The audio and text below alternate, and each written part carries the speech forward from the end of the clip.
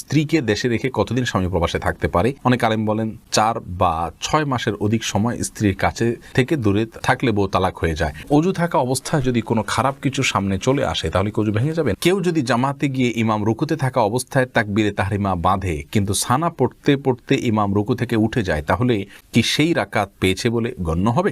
কাপড়ে রক্ত লাগলে নামাজ হবে? গর্ভপাতের কতদিন পর নামাজ আদায় করা যাবে? মাসিক অবস্থায় আজানের জবাব দেওয়া যাবে কি না? হাতে কলমের কালি থাকলে কি ওযু হবে? বিয়ের পর কাবিনের টাকা কমানো যাবে কি না? নামাজে দুনিয়াবি চিন্তা আসলে কি করা? খালুজির সামনে কতটুকু পর্দা করব? হাত পা ঢেকে মুখ খোলা রাখলে কি পর্দা হবে না? মা নামাজ পড়া অবস্থায় আছেন, হঠাৎ তার যুবক ছেলে তার সামনে পড়ে গেছে, মায়ের কি নামাজ হবে? জামাতে নামাজরত অবস্থায় যদি অজু ছুটে যায় সেক্ষেত্রে করণীয় কি?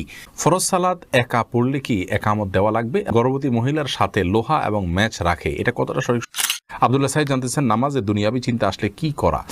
যদি নামাজে দুনিয়াবি চিন্তা আসে তাহলে সেক্ষেত্রে সাথে সাথে ফেরত নেওয়ার চেষ্টা করবেন, কিন্তু আশাটা অস্বাভাবিক নয়।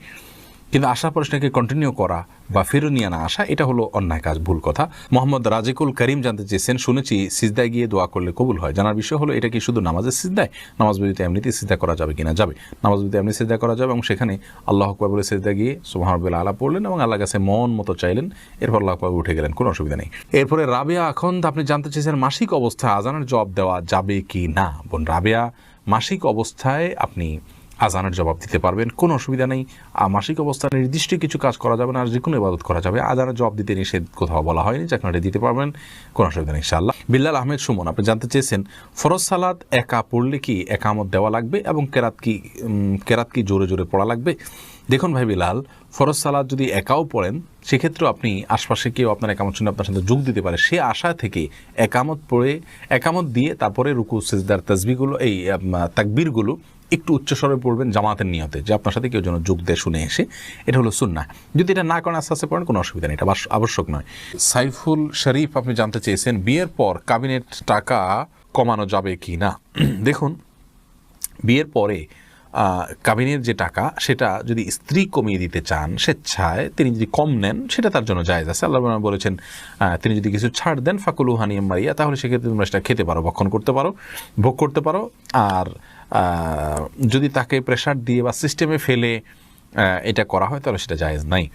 আর উভয় পক্ষ মানে একে অন্যের সাথে বোঝাপড়া করে কমানো, এটাও জায়েজ নাই। এটা মেয়ের অধিকার। বিয়ের পরে চুক্তি হয়ে গেলে এরপর আর উভয় পক্ষের এখানে কিচ্ছু নাই। মেয়ে যদি নিজে থেকে স্বেচ্ছায় খুশি হয়ে ছাড় দেন সেটা তার ব্যাপার সম্পূর্ণ। এমডি ইসমাইল জানতে চেয়েছেন মা নামাজ পড়া অবস্থায় আছেন, হঠাৎ তার যুবক ছেলে তার সামনে পড়ে গেছে, মায়ের কি নামাজ হবে? হবে, কোনো অসুবিধা নেই। যুবক ছেলে সামনে পড়লে যে নামাজ হবে না আমার কোনো কথা নেই। তবে ছেলের নামাজ, মায়ের নামাজ পড়াকালীন সময় তার সামনে তার দৃষ্টির এরিয়াতে পড়ে নামাজ ডিস্টার্ব হয়, এরকম জায়গায় যাওয়া উচিত নয়। তবে মায়ের নামাজ হয়ে যাবে। তারিকুল মুশফি আপনি জানতে চেয়েছেন জামাতে নামাজরত অবস্থায় যদি অজু ছুটে যায় সেক্ষেত্রে করণীয় কি? দেখুন, জামাতে নামাজ চলাকালীন সময়ে যদি অজু ছুটে যায় তাহলে যে অবস্থায় অজু ছুটে গেছে ওই অবস্থায় গিয়ে আপনি অজু করে, যদি কারোর সাথে কথাবার্তা বলা ছাড়া জাস্ট অজু করে আবার চলে আসেন নামাজের জায়গায়, তাহলে যে জায়গাতে অজু ছুটেছে তার পরবর্তী অংশ থেকে নামাজ আপনি কন্টিনিউ করলেই চলবে। আর যদি কারোর সাথে কথাবার্তা বলে থাকেন, অন্য কোনো কাজকাম করে থাকেন, নামাজ ভঙ্গের অন্য কোনো কাজ করে থাকেন, তাহলে সেক্ষেত্রে আপনাকে ওই নামাজ আবার শুরু থেকে পড়তে হবে। মুরাদ আহমেদ জানতেছেন গালের দুপাশের দাড়ি কি কাটা যাবে? দুপাশের দাড়ি কাটা যাবে না। এই যে চোয়াল হাড্ডি এটার উপরে যেগুলো থাকবে এগুলো সবগুলো দাড়ি, এগুলো কাটা যাবে না। মোরশেদ খান এআইডি থেকে আপনি জানতে চাইছেন আমরা প্রবাসী, আমরা দুপুরে 12টার সময় ছুটি পাই, এ সময় জোহর নামাজ আদায় করলে হবে কি না? আপনি যেই জায়গাতে আছেন সেখানে 12টার সময় জোহরের ওয়াক্ত হয় কি না এটা আগে দেখতে হবে। যদি ওয়াক্ত হয়ে যায় তাহলে সেক্ষেত্রে আপনি জোহর অবশ্যই পড়তে পারেন। যদি ওয়াক্ত না হয় তাহলে ওয়াক্ত হওয়ার আগে নামাজ পড়ে নামাজ হবে না। যদি আপনার নিয়মিত এরকম হয় যে এরপরে আর কোনো সুযোগ নেই নামাজ পড়ার, তাহলে সেই চাকরি আপনার জন্য করা জায়েজ নাই, যে চাকরির কারণে ফরজ নামাজ আপনি নিয়মিত টাইম মতো পড়তে না পারেন। আর যদি মাঝে মধ্যে এরকম হয়ে যায় তাহলে সেক্ষেত্রে যখন অবসর হবেন তখন পড়তে পারেন, কিন্তু আগে পড়তে পারেন না। নামাজ প্রয়োজনে কাজা করা যায় কিন্তু অগ্রিম পড়া যায় না। আল্লাহ রাব্বুল আলামিন বলেছেন ইন্না সলাতা কানাত আলাল মুমিনিনা কিতাবাম মাওকুতা, নিশ্চয়ই সালাত মুমিনদের জন্য নির্দিষ্ট সময়ে পড়াটা অপরিহার্য করা হয়েছে, বিদায় সেই সময়ের ভিতরে করতে হবে। জান্নাতুন নাইম রুমি জানতে চেয়েছেন, খালুজির সামনে কতটুকু পর্দা করব? হাত পা ঢেকে মুখ খোলা রাখলে কি পর্দা হবে না? খালুজির সামনে অন্য সাধারণ মানুষের মতো পর্দা করবেন আপনি।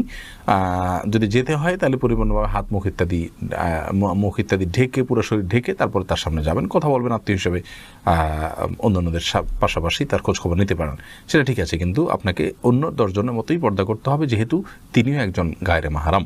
সালমা খাতুন জানতে চেয়েছেন, হাতে কলমের কালি থাকলে কি ওযু হবে? হয়ে যাবে। কলমের কালি এটা আমাদের শরীরের উপর আলাদা প্রলেপ তৈরি করে না, যে যার ফলে ওযু হবে না। তবে এরকম বিশেষ কোনো কলম যদি থাকে, যে কলম আলাদা আস্তর তৈরি হয়, খোঁচালে উঠা যায়, চামড়ার উপর আলাদা বসে যায়, তাহলে সেক্ষেত্রে সেটা অবশ্যই দূর করতে হবে। খন্দকার দিনা জানতে চেয়েছেন, গর্ভপাতের কতদিন পর নামাজ আদায় করা যাবে? বোন দিনা, গর্ভপাতের পর যতদিন পর্যন্ত ব্লিডিং হবে, সেই ব্লিডিংটা যদি আপনার গর্ভপাতের পরে 40 দিন পর্যন্ত সর্বোচ্চ হয়, তাহলে এই কদিন নামাজ পড়বেন না, তারপর নামাজ পড়বেন না। যদি তার কম হয়, তাহলে যতদিন হয় তারপরে ব্লিডিং বন্ধ হয়ে গেলে তখন তাই নামাজ পড়বেন। সালমা খাতুন জানতে চেয়েছেন, কাপড়ে রক্ত লাগলে নামাজ হবে? দেখুন, কাপড়ে রক্ত লাগলে সে রক্তের যদি পরিমাণ অনেক অল্প হয় নামাজ হয়ে যাবে, কিন্তু যদি পরিমাণে বেশি হয় তাহলে সেক্ষেত্রে নামাজ হবে না। এটাই বিশুদ্ধ মত, যদি অনেকের মধ্যে রক্ত পাক বা পবিত্র। রাশেদ ইসলাম রাকিব জানতে চেয়েছেন, কেউ যদি জামাতে গিয়ে ইমাম রুকুতে থাকা অবস্থায় তাকবীরে তাহরিমা বাঁধে, কিন্তু সানা পড়তে পড়তে ইমাম রুকু থেকে উঠে যায়, তাহলে কি সেই রাকাত পেয়েছে বলে গণ্য হবে? দেখুন, ইমাম রুকুতে থাকা অবস্থায় যদি তাকবীরে তাহরিমা বাঁধেন এবং ইমাম তিনি রুকুতে যাওয়ার আগেই ইমাম আপনার উঠে যান, তাহলে সেক্ষেত্রে সে রাকাত পেয়েছেন বলে ধরা হবে না, কারণ তিনি ইমামকে রুকুতে গিয়ে পান নাই। মান আদরাকার রুকু ফাকাদ আদরাকার রাকাতা, যে ব্যক্তি রুকু পেল সে রাকাত পেল। হাদিসের দ্বারা উদ্দেশ্য হলো, যে ব্যক্তি রুকুতে গেল, যে রাসূল ইমামকে সে রুকুতে পেল, সে রাকাত পেল। কিন্তু এটুকু যদি না হয়, তাহলে সেক্ষেত্রে তিনি রাকাত পেয়েছেন বলে গণ্য করা হবে না। এস আফ্রিদি জানতে চেয়েছেন, অজু থাকা অবস্থায় যদি কোনো খারাপ কিছু সামনে চলে আসে, তাহলে কি অজু ভেঙে যাবে? না, ওটা দেখলে যে অজু ভেঙে যাবে এমন কোনো কথা নয়। রোনা আহমেদ জানতে চেয়েছেন, গর্ভবতী মহিলার সাথে লোহা এবং ম্যাচ রাখে, এটা কতটা সঠিক? সম্পূর্ণ ভুয়া এবং এটা আপনার কুসংস্কারাচ্ছন্ন বিষয়। বোন রোনা, গর্ভবতী মহিলার সাথে লোহা ম্যাচ রাখা যাবে না, এগুলোর কোনো লাভ ক্ষতি করার কোনো অধিকার নাই। এটা এক ধরনের শিরক, ছোট শিরক বলা যেতে পারে। লাভ ক্ষতির মালিক আল্লাহ রাব্বুল আলামিন। বিশেষ কোনো অসুস্থতা যদি হয়, বিশেষ কিছু খেলে অসুবিধা হয়, সেটা ভিন্ন কথা। কিন্তু লোহা এবং ম্যাচ রাখলে যে কিছু হবে না, এটা কোনোভাবেই সত্য নয়, এটা ভুল বিশ্বাস। সুলতান মাহমুদ মিল্টন জানতে চেয়েছেন, স্ত্রীকে দেশে রেখে কতদিন স্বামী প্রবাসে থাকতে পারে? অনেক আলেম বলেন 4 বা 6 মাসের অধিক সময় স্ত্রীর কাছে থেকে দূরে থাকলে বউ তালাক হয়ে যায়। আবার অনেকে বলেন গুনাহ হবে। এ কথাটা কি হাদিস দ্বারা প্রমাণিত? দেখুন, নির্দিষ্ট কোনো মেয়াদ হাদিসে বলা হয়নি যে এই পরিমাণ সময় প্রবাসে থাকতে পারবেন স্ত্রীকে দেশে ফেলে রেখে, এরপরে আর পারবেন না, এরকম কোনো কথা আসলে ফিক্স বলে দেওয়া হয়নি।